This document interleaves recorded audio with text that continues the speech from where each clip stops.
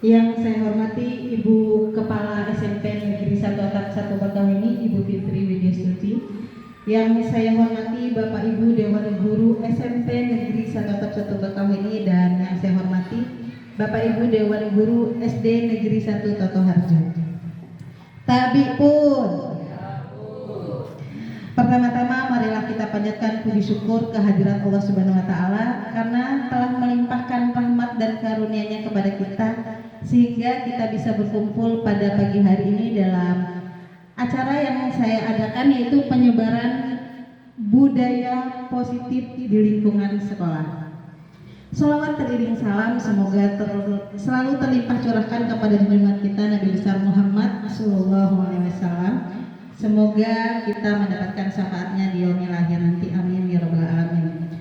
Bapak Ibu yang saya hormati, hari ini kita akan sama-sama belajar mengenai budaya positif. Karena ini memerlukan konsentrasi yang cukup tinggi, maka kita cek konsentrasi kita dulu ya. Bapak Ibu dimohon untuk berdiri sebentar.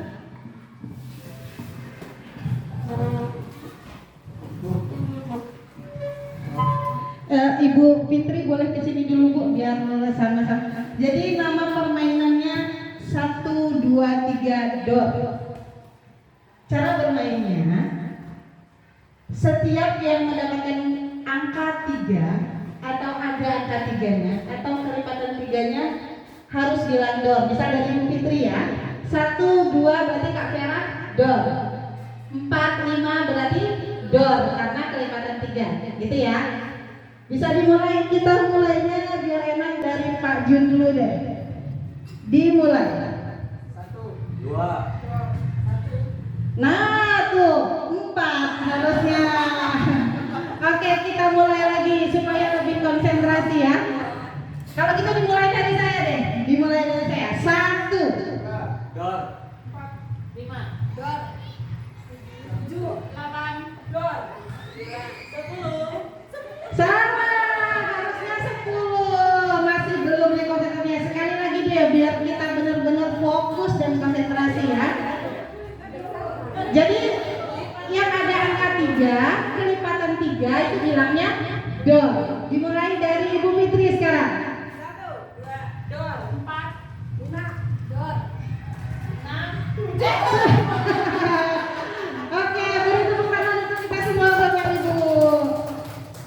Ya, terima kasih, itu hanya untuk mengecek apakah kita sudah fokus atau belum ya. Ini bisa digunakan saat mengajar anak-anak kalau sudah mulai bosan. Baiklah, budaya positif. Yang pertama, cobalah buka. Saya boleh nggak minta bantuan Ibu Hani dan Ibu Vera ke depan dulu sebentar? Iya, bergandengan tangan tidak apa-apa. Tanda saling menghargai, menghormati. Kita bermain ini, cobalah buka. Jadi yang pertama, Hani coba bayangkan ada sesuatu yang berharga di tangannya Hani. Apa saja, boleh uang atau apapun. Kemudian Kak Vera coba usahakan membuka genggaman tangan Ibu Hani. Boleh merayu, boleh memaksa, boleh dengan imbalan. Nanti tak beliin bakso ya gitu. Boleh dengan apapun. Bisa ya, nanti gantian Kak Vera yang menggenggam Hani. Kita lihat apakah ada yang terbuka atau tidak tangannya. Iya, coba mulai dari Ibu Hani dulu, boleh digenggam tangannya. Bayangkan itu sangat berharga ya Bu. Ya, sangat berharga. Kira-kira Ibu Vera bisa tidak membukanya? Iya. Tahu nggak isinya? Nggak tahu ya? Iya, nggak tahu, pokoknya itu berharga aja buat Ibu Hani. Boleh dengan cara apapun, coba. Rayu nggak apa-apa, rayu. Iya. Iya, dipaksa boleh. Iya, coba. Silakan, 1, 2, 3. Wah, ini lagi pegang apa sih? Boleh lah tahu. Boleh sih, Mira, sedikit aja. Sedikit aja boleh. Hah? Boleh sih, ya? Masa sih rahasia-rahasiaan? Nggak diambil nggak kok? Dibuka aja. Hah? Wah, itu dengan rayuan tidak mempan ternyata. Mau coba cara yang lain? Dirayu tidak mempan pakai apa kira-kira? Oh, kalau kekerasan tidak mungkin. Berarti tidak terbuka ya Ibu Hani ya. Sekarang coba gantian kalau Ibu Vera. Bayangkan sesuatu yang sangat berharga di genggaman Ibu Vera? Apa ya? Uang, handphone boleh, atau sertifikat tanah. Bayangkan Ibu Hani mau mengambilnya, apa yang Ibu Vera lakukan? Silakan Ibu, boleh dengan cara apapun. Coba tebak yang isinya uang, emas, coba sih. Boleh sedikit memaksa, siapa tahu berhasil. Tapi yang rahasia boleh ya, rahasia ya, boleh ya, boleh ya. Iya, tidak bisa ternyata. Boleh tepuk tangan Bapak Ibu sekalian. Silakan duduk kembali. Nah, ini pertanyaan refleksinya. Apakah Anda atau yang B atau temannya membuka kepalan tangan? Ternyata tidak ada yang dibuka kepalan tangannya. Kenapa Ibu Hani? Apakah karena itu sesuatu yang penting makanya Ibu tidak membuka? Oh iya, kalau sesuatu yang berharga untuk kita tidak memberikan izin orang lain ya untuk membukanya karena itu privasi. Jadi Ibu mengontrol diri Ibu untuk tidak memberikan itu kepada Ibu Vera. Apakah Ibu Vera melakukan hal yang sama? Oh, karena itu sesuatu yang tidak boleh diketahui orang lain. Jadi Ibu Vera mempertahankan dengan segenap tenaga ya. Dalam kegiatan ini, nah Bapak Ibu, dari kegiatan tadi, siapa sebenarnya yang punya kontrol? Yang punya tangan atau yang membukanya yang punya kontrol? Yang punya tangan, betul. Berarti semua itu kontrolnya ada di diri kita. Nah itu berkaitan dengan miskonsepsi tentang teori kontrol. Yang pertama ada ilusi bahwa guru itu bisa mengontrol seorang murid. Itu hanya ilusi, Bu. Kalaupun kita mengontrol itu hanya bersifat sementara kalau tidak ada motivasi intrinsik dari dalam diri muridnya. Misal, nak besok jangan terlambat. Kalau dia tidak ada motivasi dari diri, dia akan tetap datang terlambat. Karena dia mengontrol dirinya, saya tidak mau mendengarkan guru. Jadi guru mengontrol murid itu hanyalah sebuah ilusi. Kemudian ilusi bahwa kritik dan membuat orang lain merasa bersalah itu dapat menguatkan karakter. Itu hanya bersifat sementara, Bu. Kita kritik misalnya dengan kata-kata yang sedikit menyakitkan. Kamu itu loh selalu aja bikin ibu marah. Mungkin hari itu dia merasa bersalah, tapi besok ada kemungkinan dia mengulangi lagi perbuatannya. Kemudian ilusi bahwa semua penguatan positif itu efektif dan bermanfaat. Dipuji terus. Hebat deh kamu hari ini datangnya pagi, biasanya terlambat. Dipuji kan ya? Besoknya puji lagi. Apakah mungkin dia pasti selalu datang pagi? Tidak juga. Kemudian yang keempat, ilusi bahwa kita sebagai orang dewasa itu memiliki hak untuk memaksa murid. Itu hanya ilusi, Bu. Kita tidak mempunyai hak untuk memaksa murid. Kita hanya berhak untuk mengajak dengan memberikan contoh dan memberikan ajakan, tapi tidak untuk memaksa. Disiplin positif.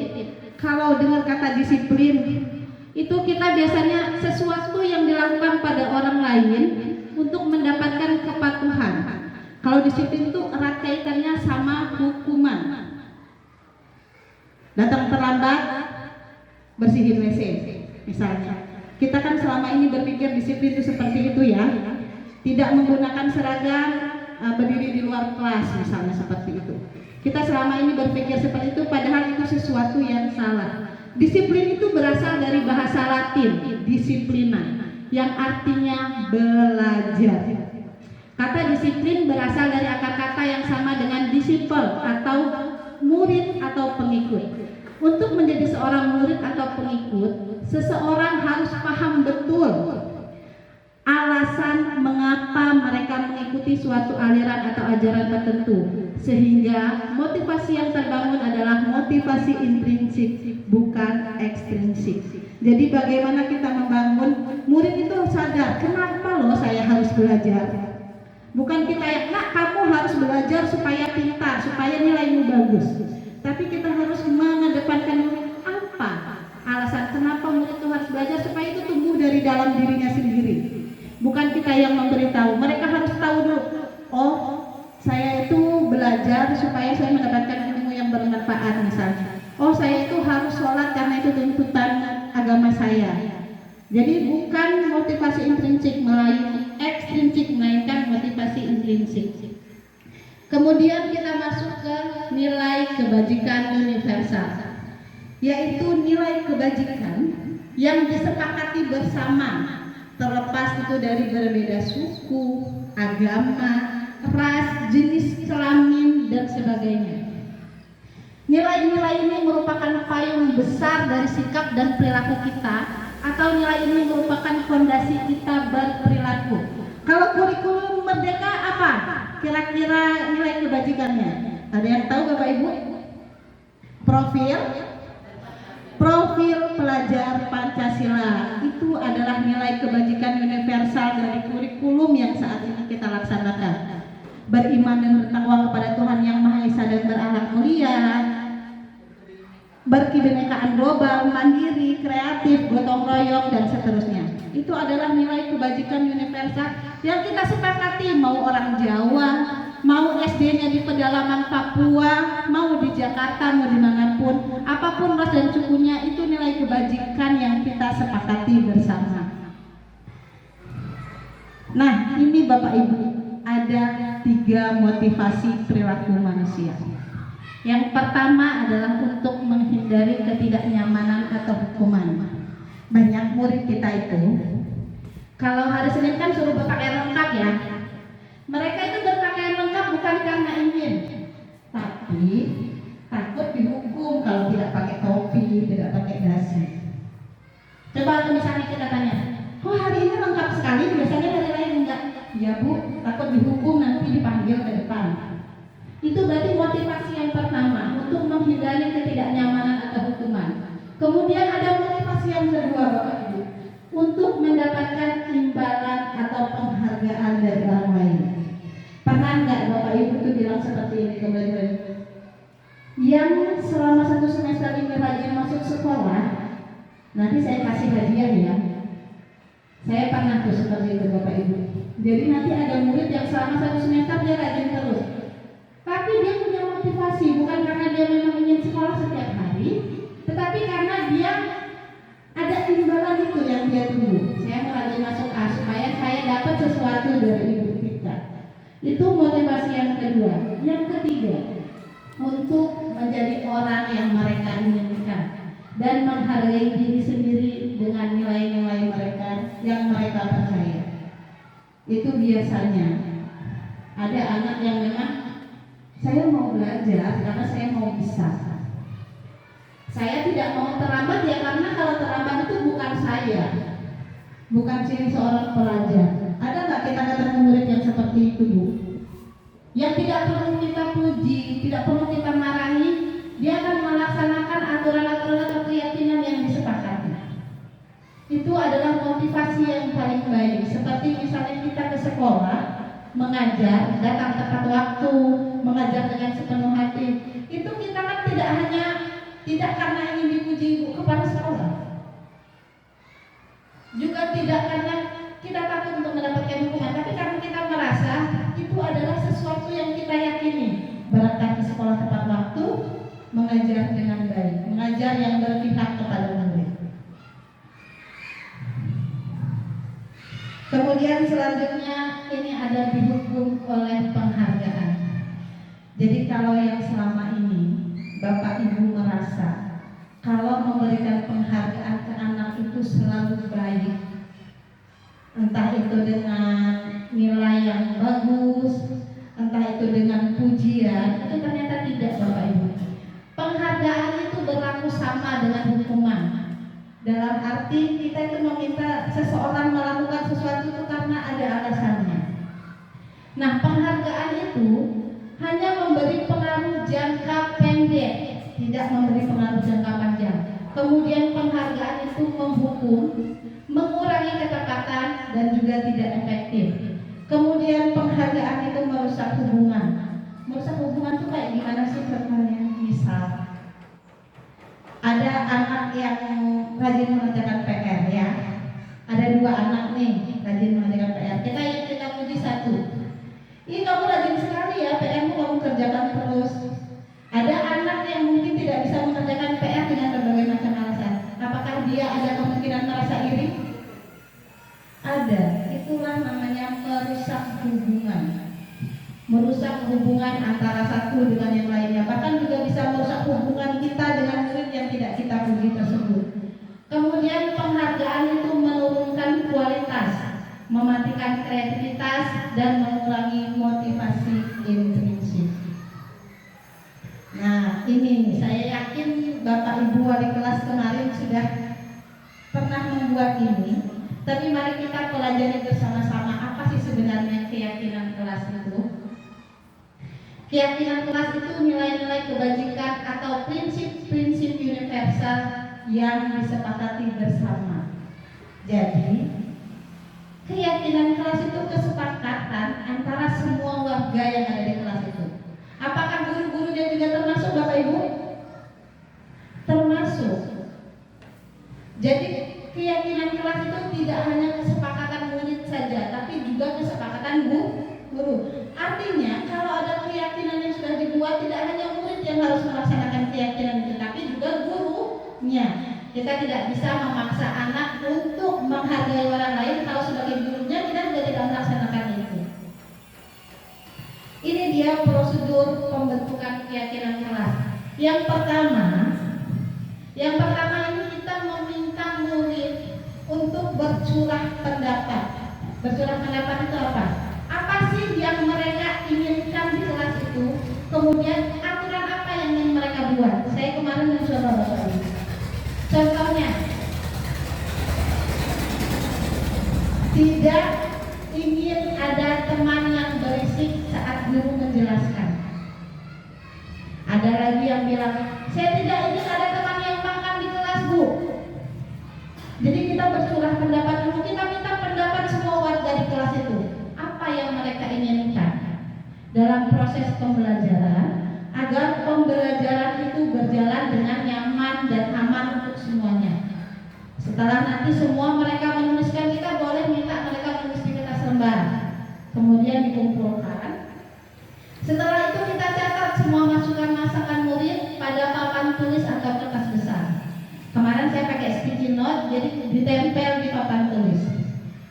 Setelah ditempelkan Bapak Ibu, ternyata ada banyak yang keinginannya sama, tapi mungkin bahasanya berbeda-beda. Misalnya tidak boleh berisik. Ada yang bilang saya ingin kelas yang tenang. Sama tidak itu? Sama. Jadi yang sama-sama itu kita tempelkan jadi satu. Oh, yang ini sama, yang sini sama. Kemudian kita ganti kalimat-kalimat dalam bentuk negatif menjadi positif. Misal, tidak boleh datang terlambat, itu kalimat negatif. Kita ganti menjadi datang tepat waktu, betul sekali Ibu ini. Atau misalnya tidak boleh mengeluarkan baju. Kita ganti apa kira-kira kalimat positifnya? Berpakaian yang rapi, betul Pak Joni Ibu Fitri. Jadi kita ganti kalimat negatif-negatif tadi menjadi kalimat yang positif. Itu langkah ketiga. Kemudian kita tinjau kembali. Kan tadi sudah kita satukan, kita ganti kalimat negatifnya menjadi kalimat positif. Kemudian kita bagikan lagi ke anak-anak.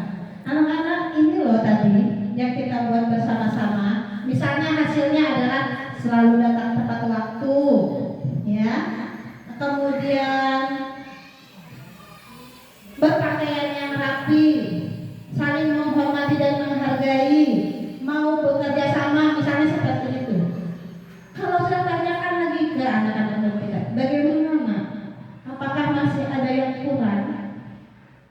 Atau ada yang perlu ditambahi? Atau ada yang perlu dikurangi? Kita tanyakan lagi.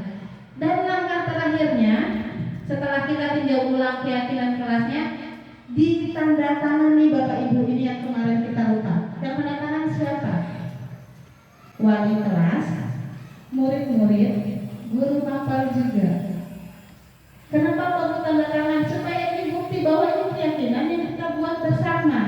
Kalau misalnya ada nama saya tuh ya di keyakinan kelas hadir tepat waktu, saya terlambat terus. Berarti saya tidak melaksanakan keyakinan kelas itu, sementara saya sudah tanda tangan. Apa kira-kira perasaan anak murid kita? Dan apa yang seharusnya saya lakukan?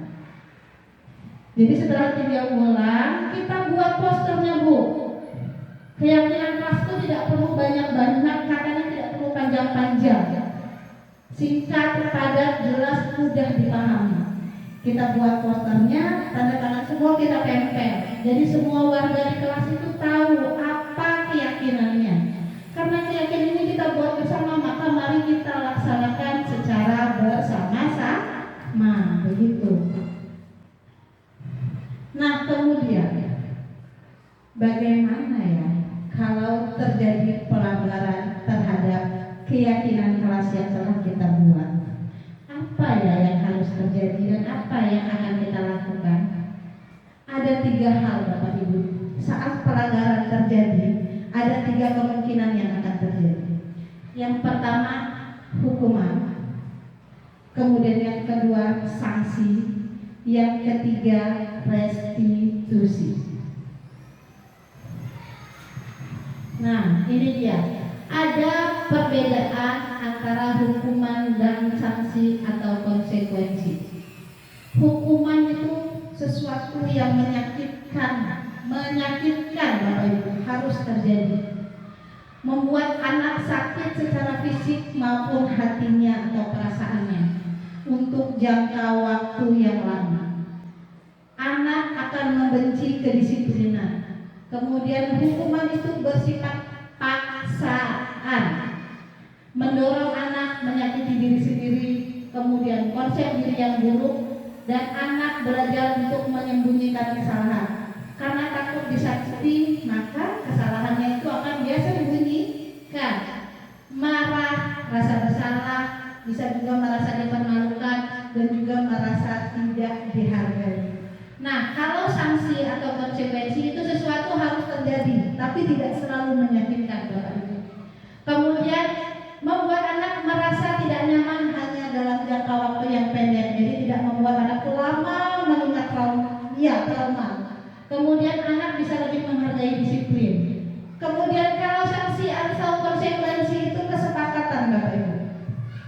Ada stimulus dan tanggapannya. Kemudian mendorong anak agar mudah menyesuaikan diri dan juga merupakan konsep diri yang baik. Anak akan belajar untuk mematuhi peraturan. Kemudian anak akan merasa kehilangan haknya, dibuat tidak nyaman, dan juga diasingkan hanya untuk sementara. Sedangkan restitusi, tadi hukuman, sanksi atau konsekuensi, dan restitusi. Restitusi itu proses menciptakan kondisi bagi murid untuk memperbaiki kesalahan mereka, sehingga saat mereka kembali ke kelompok mereka, mereka memiliki karakter yang lebih kuat. Restitusi juga merupakan proses kolaboratif yang mengajarkan murid untuk mencari solusi dari masalah mereka, membantu mereka berpikir tentang orang seperti apa yang mereka inginkan dan bagaimana mereka harus memperlakukan orang lain. Ada 9 ciri restitusi Bapak Ibu. Yang pertama, bukan untuk menebus kesalahan, tapi belajar dari kesalahan. Kemudian memperbaiki hubungan, tawaran bukan paksaan. Yang keempat, restitusi menuntut untuk melihat ke dalam diri. Restitusi juga mencari kebutuhan dasar yang mendasari tindakan.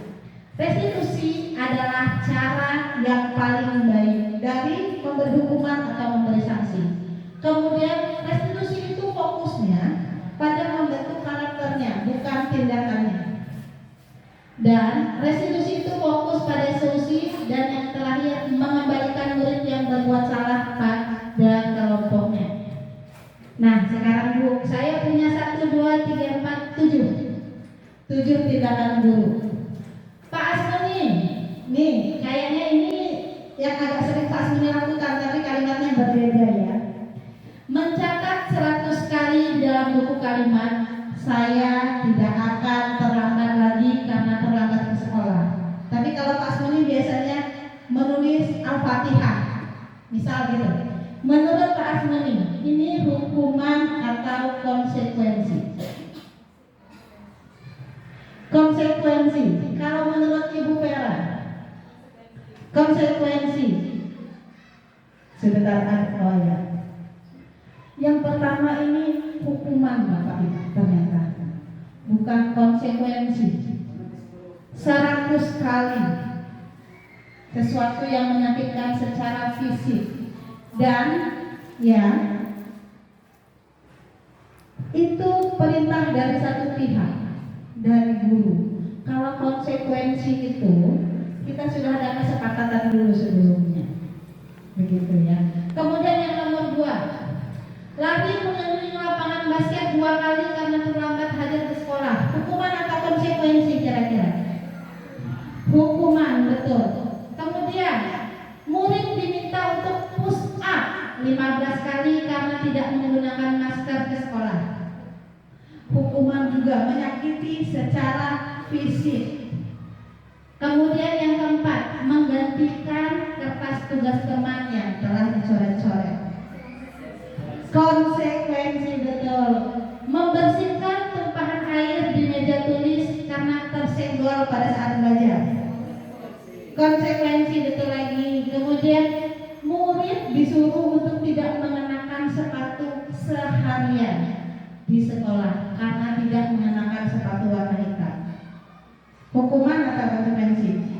Apa boleh di? Hukuman. Kenapa kira-kira ini hukuman? Apa yang dirasakan murid tidak menggunakan sepatu selama seharian? Panas? Iya, menyakiti hati.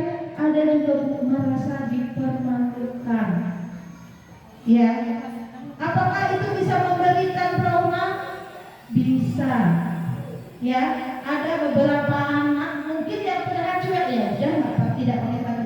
Tapi ada juga anak yang akan merasakan trauma yang mendalam.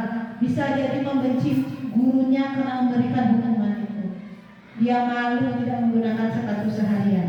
Nah, yang terakhir, lari mengelilingi lapangan basket 2 kali karena terlambat 10 menit untuk pelajaran PJOK. Pak Jun, guru PJOK. Kira-kira ini hukuman atau konsekuensi, Pak Jun? Hukuman. Kenapa hukuman? Boleh menggunakan mikrofon ya, tidak kedengaran barangkali. Hidup ya? Iya. Kenapa kalau menurut Pak Jun sebagai guru PJOK itu hukuman? Boleh dibaca ulang, kemudian dipikirkan kembali.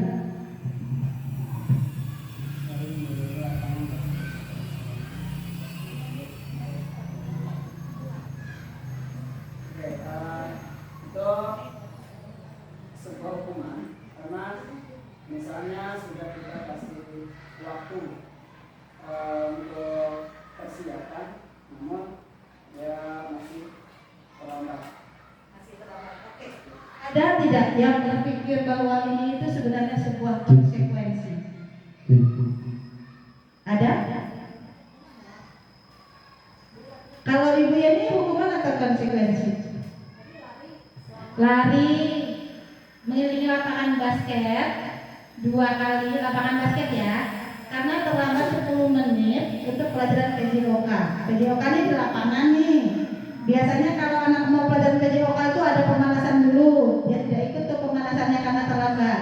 Kemudian diminta mengelilingi lapangan basket 2 kali. Kira-kira itu hukuman atau konsekuensi?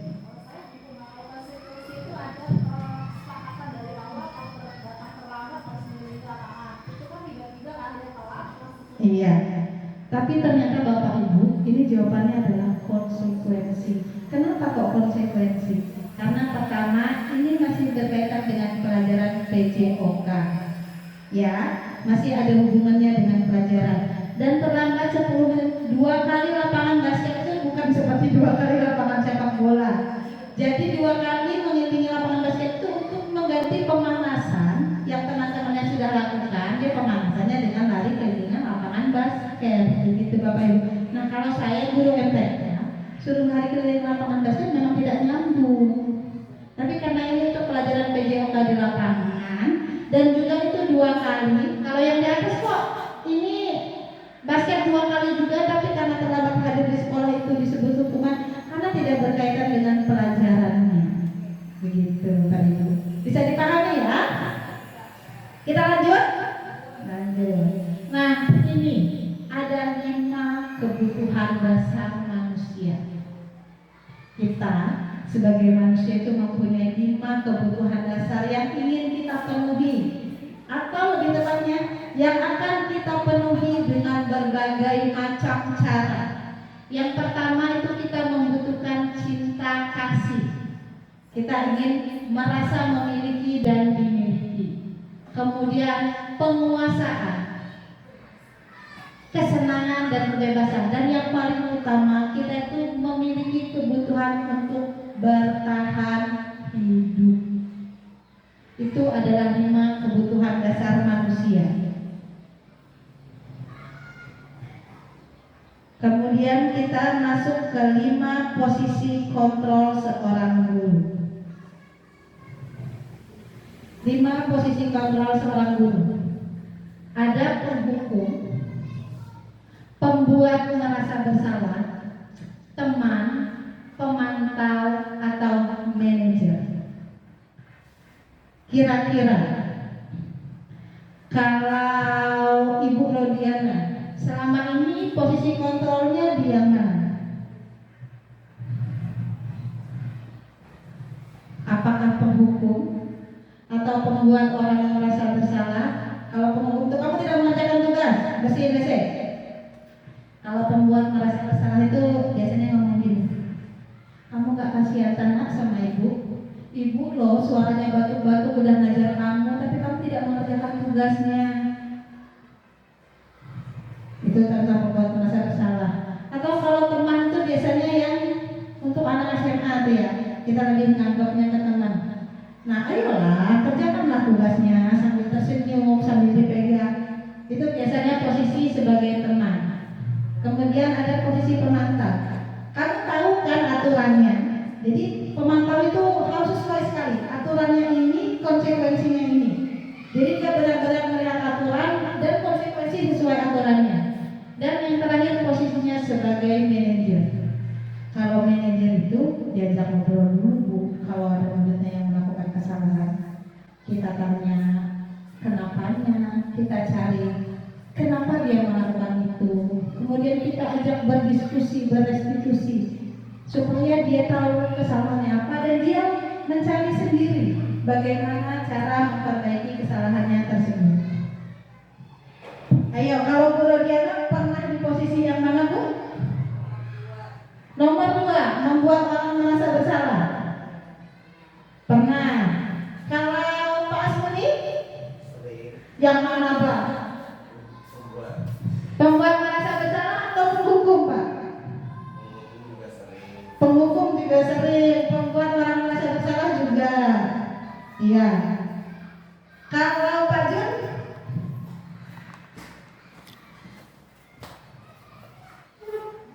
Yang mana? Pernah semua sepertinya. Penghukum pernah, membuat orang merasa bersalah juga pernah, gitu ya.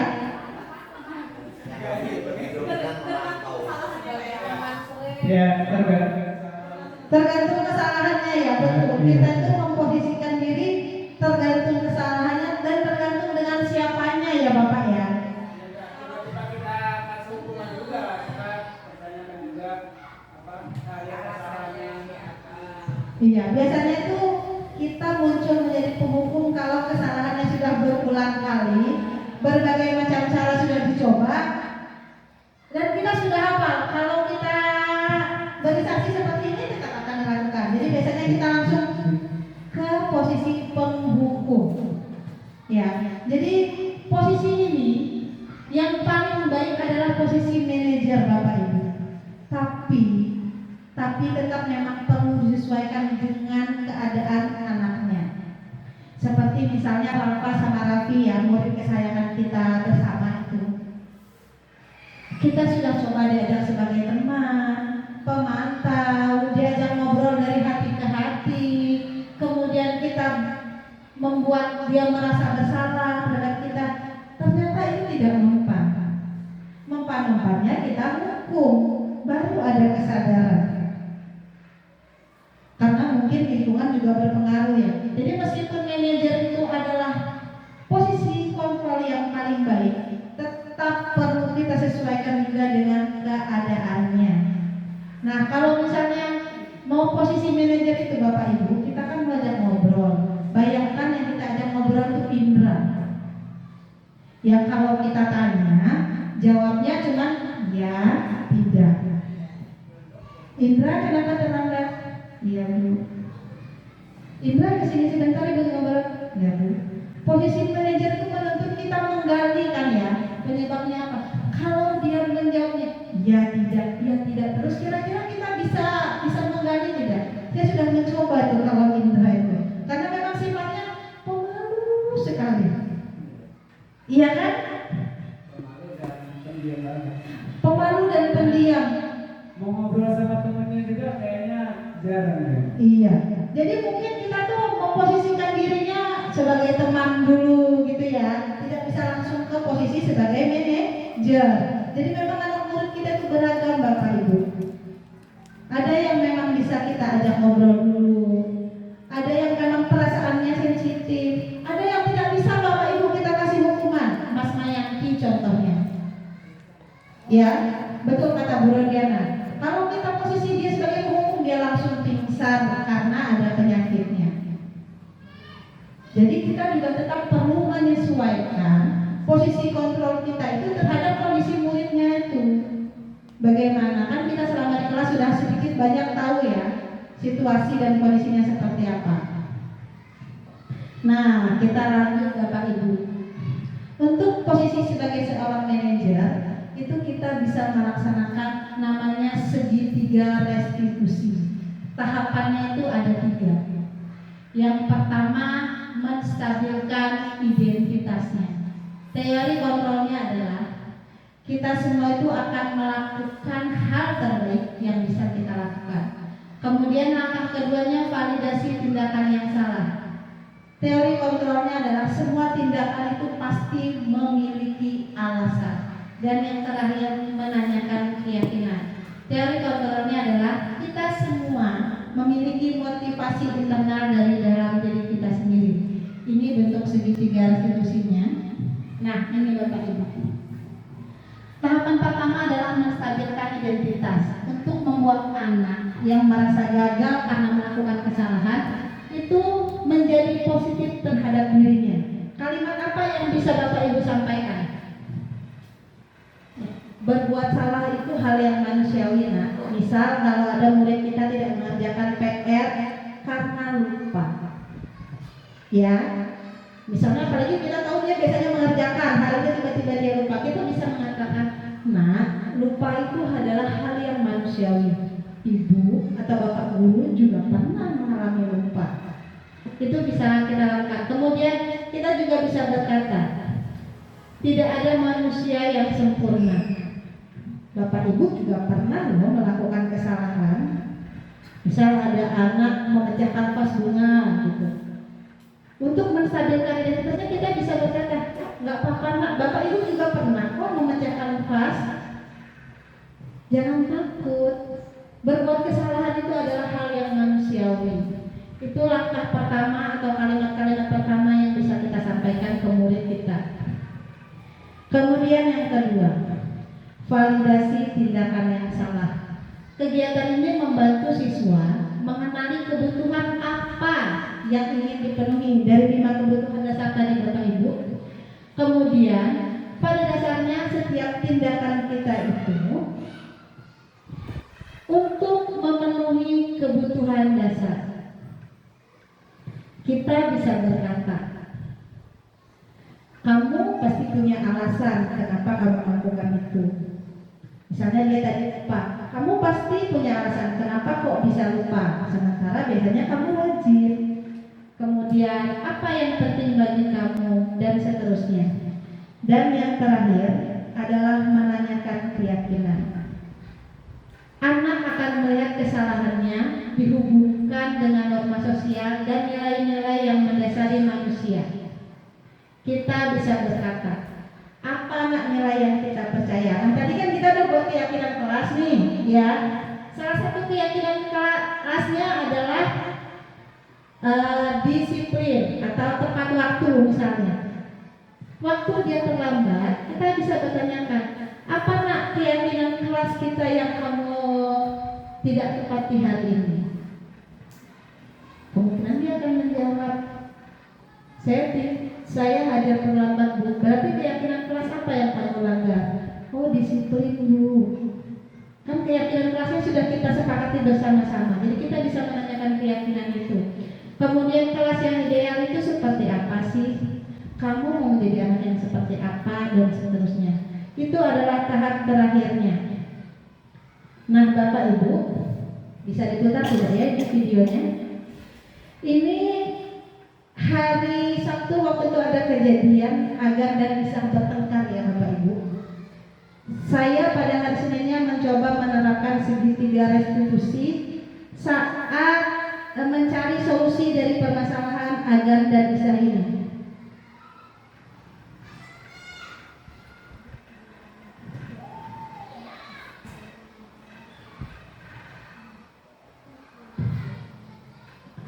Wah, tidak bisa diputar. Jadi waktu itu Bapak Ibu, saya memanggil Agan dan juga Isah ke kantor. Untuk menstabilkan identitasnya, kalimat yang saya gunakan adalah, Agan, Isah, Ibu tidak sedang mencari siapa yang benar dan siapa yang salah atas kejadian kemarin. Ibu hanya ingin kita mencari solusi bersama dari permasalahan yang kalian hadapi. Nah, karena kejadiannya waktu itu Agan itu melempar penghapus ke Isah sampai Isahnya menangis. Kemudian Agan juga memukul. Untuk validasi tindakan yang salah, saya menanyakan ke mereka berdua. Isah, terima kasih ya, kamu sudah tidak membalas memukul Agan dan melempar Agan. Padahal kamu bisa saja melakukannya. Kemudian saya juga berkata ke Agan, Agan, kamu memukul Isah karena kamu sakit hati ya, diolok-olok nama bapaknya. Terus Agan menjawab, iya Bu, kalau kamu saja sakit hati, bagaimana dengan Isah ya, kamu juga olok nama bapaknya. Jadi saya memvalidasi tindakan yang salah dengan kalimat itu. Kemudian untuk menanyakan keyakinannya saya tanya, Agan, Isah, kira-kira kalian itu ingin suasana kelas yang seperti apa? Kalian ingin punya teman yang bagaimana? Agan sama Isah itu sama menjawab, saya itu pengen temenan tapi nggak pakai ngolong-ngolong nama bapak ibu. Terus kalau Isah, saya itu ingin kalau teman itu saling menghargai Bu, saling menghormati, tidak ada memukul, tidak ada menampar. Terus mereka sudah tahu ya kondisi seperti apa yang mereka inginkan. Nah, selanjutnya saya tanya, kalau begitu apa yang sebaiknya kalian lakukan? Itu percakapannya panjang Bapak Ibu, sayang sekali tidak bisa diputar ya. Jadi saya menggunakan segitiga restitusi. Saya tidak langsung memanggil Agan dan Isah kemudian kalian berdua kemarin bertengkar ya, kalau begitu bersihkan kantor. Saya tidak melakukan itu. Tapi saya mengumpulkan mereka berdua, kemudian melaksanakan tahapan-tahapan segitiga restitusi dengan harapan saat mereka kembali ke kelas, mereka itu tahu, oh salah saya itu di sini, bagaimana ya cara memperbaikinya, dan apa yang kedepannya harus saya lakukan. Begitu Bapak Ibu. Itu saja untuk hari ini. Adakah yang ingin ditanyakan Bapak Ibu? Apakah cukup? Kalau cukup, baiklah, terima kasih Ibu Fitri, terima kasih atas kesempatannya yang telah diberikan. Mungkin ada tanggapan Bu? Boleh? Boleh. Ya, baik. Terima kasih kepada FUIK yang sudah memberikan sosialisasi budaya positif yang bisa kita terapkan di sekolah. Bapak Ibu yang berbahagia, Ini adalah salah satu proses pendidikan guru penggerak. Jadi ketika kita ada dalam sebuah sistem atau dalam sebuah situasi, maka kita akan fokus di dalamnya. Sebenarnya guru penggerak itu juga sama dengan guru yang lain, tetapi dia akan memiliki banyak pengalaman positif yang nantinya akan bisa diterapkan di kelas. Sebenarnya semua sudah kita alami, tapi nanti melalui pendidikan guru penggerak ini kita akan bisa memposisikan diri kita sebagaimana mestinya, sehingga proses belajar mengajar itu bisa berjalan dengan baik, ya, dengan semestinya. Kita bisa melayani murid itu dengan sebaik-baiknya.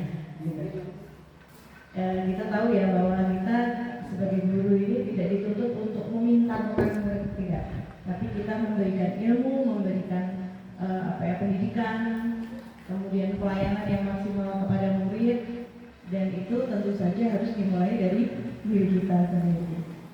Mungkin ini yang bisa saya sampaikan dari berbagai pengalaman tadi. Bapak Ibu bisa ambil pelajarannya ya dari berbagai kasus. Nanti di sekolah kita juga akan ada banyak kasus-kasus, walaupun tidak semua persis tetapi serupa. Nah, saya berharap Bapak Ibu bisa mensikapi itu dengan cara yang baik sesuai dengan budaya positif yang sudah disampaikan oleh Ibu Tika. Kita belajar bersama-sama. Mungkin ini Bu Tika, terima kasih atas waktunya. Saya kembalikan. Ya, Ibu Titi, terima kasih sekali atas penguatan dan masukannya, Bapak Ibu. Mari kita sama-sama belajar dan berkolaborasi bagaimana kita melaksanakan pembelajaran yang berpihak pada murid dan menciptakan budaya positif agar siswa-siswa kita, murid-murid kita merasa aman dan nyaman saat berada di sekolah, sehingga pembelajaran kita bisa berjalan menjadi suatu proses yang menyenangkan. Terima kasih atas waktu dan kesempatan Bapak Ibu. Semoga apa yang kita pelajari, apa yang kita diskusikan pada pagi hari ini bermanfaat untuk kita. Saya akhiri, wassalamualaikum warahmatullahi wabarakatuh.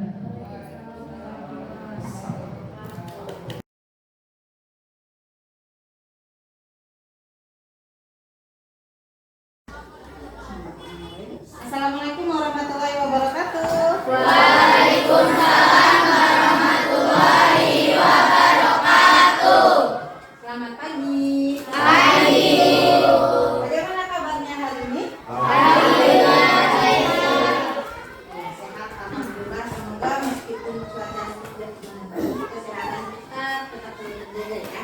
Oke, pada pagi ini, pada kesempatan ini, Ibu ingin mengajak anak-anak kelas 8 untuk membuat sebuah keyakinan kelas.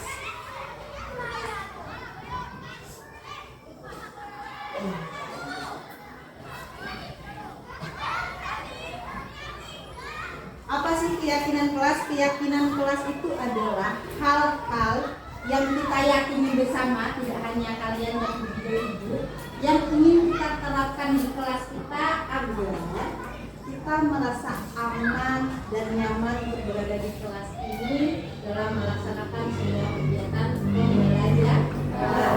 Jadi keyakinan kelas itu nanti berisi nilai-nilai kebajikan universal yang tidak memandang ras, suku atau agama apapun.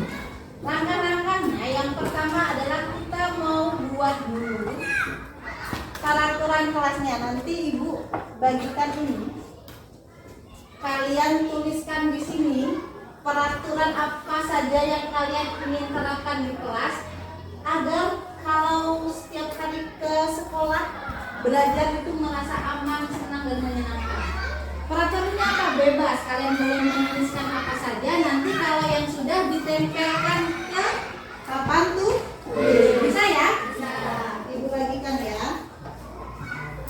Tolong dibagikan ke belakang.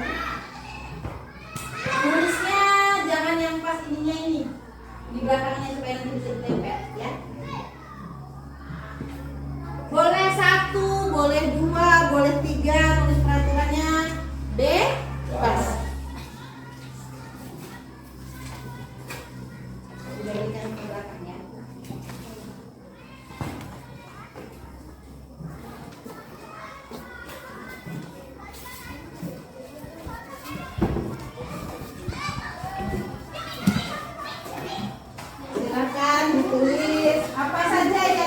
kalian terapkan di kelas ini?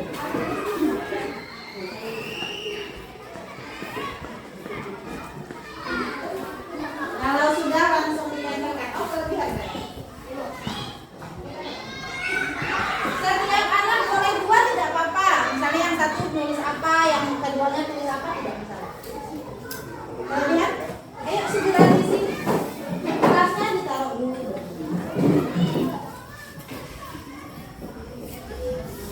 Oh.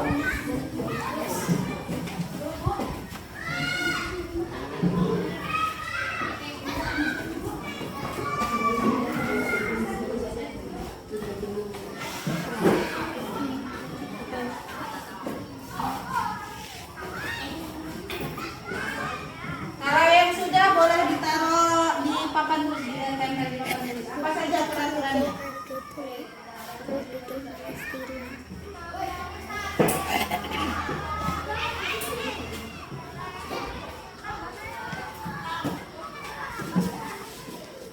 Tidak perlu contekan ya, dalam arti kalian ingin menerapkan apa di kelas ini agar suasana di kelasnya menjadi nyaman, aman, menyenangkan untuk kegiatan belajar.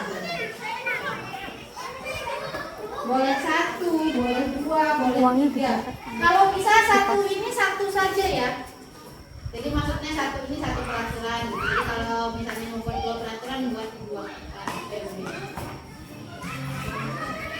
Boleh, kan katanya jadi melanjutkan. Yang mau menulis dua atau tiga,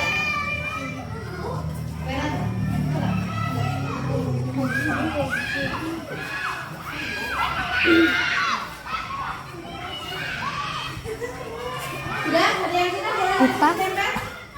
Kupas kecil, kasih kupas kecil Udah, yang luar, yang merah. Ya, itu punya Susi tuh, sudah ditempel. Jangan full.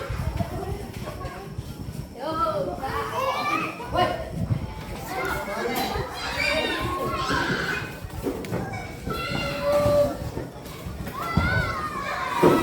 Silakan langsung ditanyakan saja. Mana saja nanti kita ya.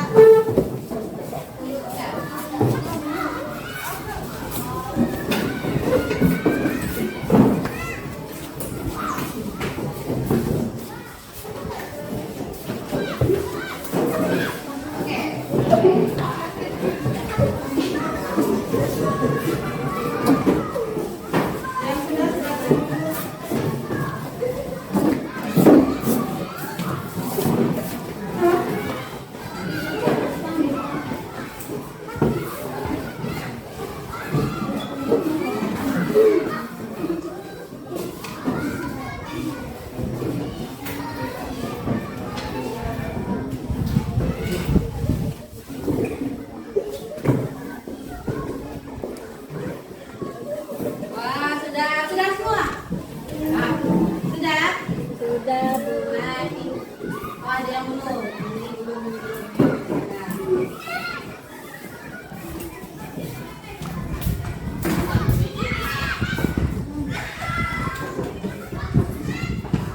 Oh, ini ada yang pertama, tidak boleh terlambat, tidak boleh tidur di kelas jika dalam pelajaran.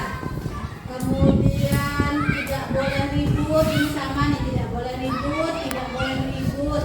Ibu jadikan satu ya, tidak boleh ribut. Kemudian wajib membuka sepatu, tidak berisik. Ini tadi juga ada tidak berisik. Dilarang makan di kelas, tidak boleh berisik nih. Tidak ribut, tidak berisik itu sama tidak? Sama ya. Kemudian tidak makan di kelas.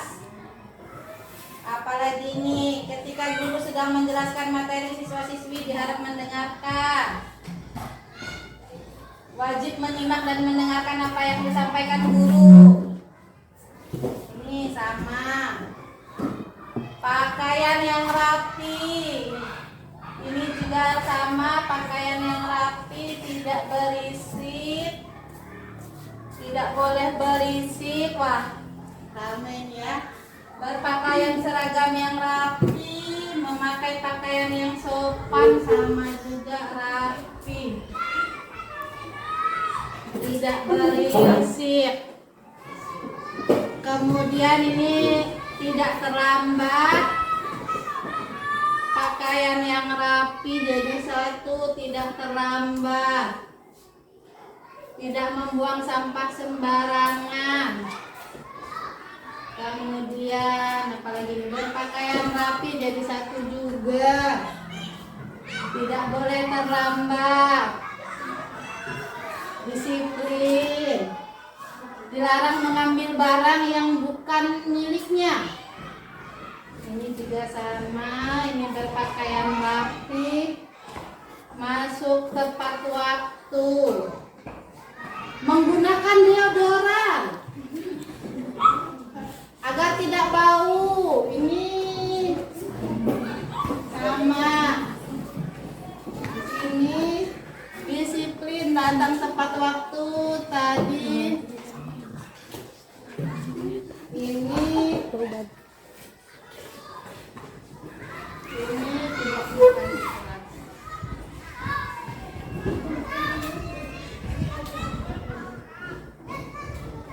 Oke, ini ibu sudah kelompokkan menjadi 1, 2, 3, 4, 6 kelompok. Ya, kalau kita membuat keyakinan itu kita tidak menggunakan kalimat negatif. Misal, tidak boleh ribut di kelas, itu negatif. Positifnya adalah tenang dan tentram ya di kelas. Jadi kan sama saja dengan tidak berisik, tapi menggunakan kalimat yang positif. Sekarang kalau misalnya tidak mengambil barang orang lain, kemudian tidak membawa-bawa fisik, kira-kira itu apa namanya?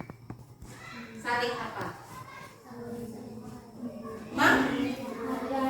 Saling menghargai dan menghormati. Berarti yang ini saling menghormati dan menghargai nilai kebajikannya. Kemudian tidak makan di dalam kelas, tidak mengambil barang yang bukan miliknya, membuang sampah di tempatnya, itu apa? Kira-kira nilai kebajikannya? Bertanggung jawab. Tanggung jawab. Karena sampah kalian adalah tanggung jawab. Iya, sampah kita tanggung jawab kita. Itu namanya bertanggung jawab. Berarti ini nilai kebajikannya adalah bertanggung jawab. Kalau selalu hadir di tepat waktu, tidak terlambat, itu apa nilai kebajikannya? Disiplin, betul. Disiplin. Kalau ini memakai pakaian yang rapi, berseragam yang rapi, itu apa? Termasuk disiplin juga? Iya. Oleh disiplin. Kemudian ini tidak boleh ribut saat pelajaran berlangsung. Apa? Kira-kira nilai kebajikannya? Sama, menghormati guru. Iya, jadi ternyata saling menghormati itu tidak hanya dengan guru saja, tapi juga dengan siswa. Yang ini saling menghormati. Jadi menghormati guru. Kalau yang ini tadi menghormati teman-teman. Yang terakhir,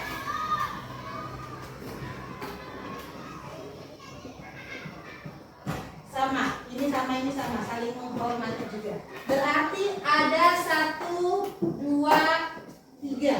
Ada 3 nilai kebajikan yang akan kita yakini untuk diterapkan di kelas 8. Ada saling menghormati dan menghargai. Kemudian apa? Bertanggung jawab dan disiplin. Saling menghormati dan menghargai itu sama juga dengan berakhlak mulia tidak? Iya. Masih ingat profil pelajar Pancasila? Ya, salah satunya adalah beriman dan bertakwa kepada Tuhan Yang Maha Esa dan berakhlak mulia.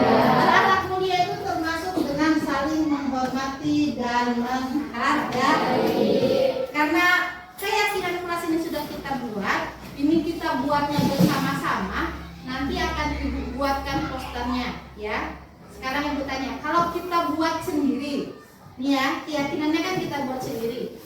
Sebaiknya apa yang harus kalian lakukan terhadap keyakinan ini? Menjalankannya. Karena kalian yang membuat, kalian yang menjalankan, betul? Apakah Ibu juga menjalankan?